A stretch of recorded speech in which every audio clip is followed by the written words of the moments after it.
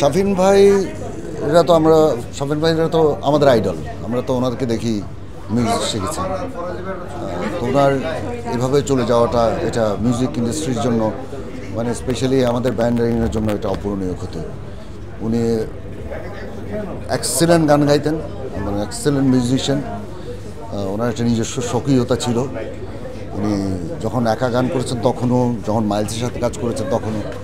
সে এখন এটা বলতে গেলে তো অনেক কথা আসবে, অনেক কথা বলে না। শাফিন ভাই আমাদের শুরুতে আসছিল এই আমরা গত বছর আমেরিকা যাওয়ার আগেই আমাদের সমস্ত গানগুলি আমি শাফিন ভাইকে শুনিয়েছি। আমাদের সোলসের প্রায় 15-20টা গান, 18টার মতো গান আমাদের রেডি করা আছে, ওগুলোই শুনিয়েছি। উনি মতামত দিয়েছে, কিছু কিছু কিছু গান ঠিক করতে বলেছে। তখন এই জিনিসগুলি উনি আমাদের সাথে কাজ করার কথা ছিল, কিন্তু সেটা তার কিছুই হলো না।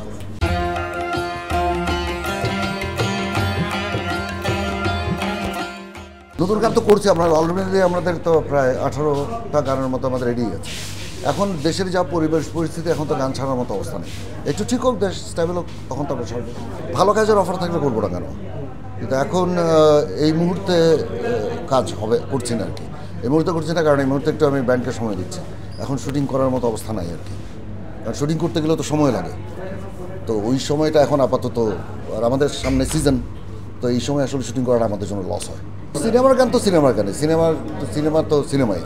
সিনেমা তো আর বাস্তবতার কিছুই নেই, সিনেমা নেই তো ফ্যান্টাসি।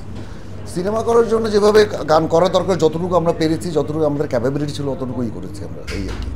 না, ওই আইপিডিসি যে কাজটা আমরা করেছি সেটা হচ্ছে ওইটা ফোক গানের জন্যই। ওটা ফোক গানের আমরা চেয়েছিলাম যে গানগুলি, অনেকগুলি গান আছে ভালো রেকর্ডিং নাই।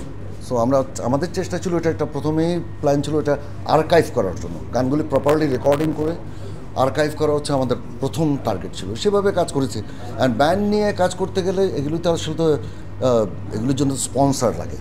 আর ব্যান্ড নিয়ে কাজ করতে গেলে আমাদের অর্গানাইজেশন আছে, ওই দিক থেকে হয়তো কোনো কাজটা হলে হয়তো ভবিষ্যতে হবে আর কি। এই মুহূর্তে কোনো প্ল্যান নেই। এখন মূল্যায়ন কেউ যদি না করে তাহলে কী করার আছে।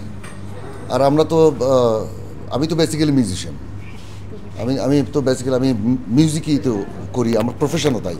গান করি শখ, মানে ব্যান্ডে গান করি, গায়ক হওয়ার তো কখনো ইচ্ছে ছিল না। আমার তো বেসিক পরিচয় মিউজিশিয়ান। আর কে কি অনার না করলো ও নিয়ে কি আসে যায়, আমার কাজ আমি করলেই হলো।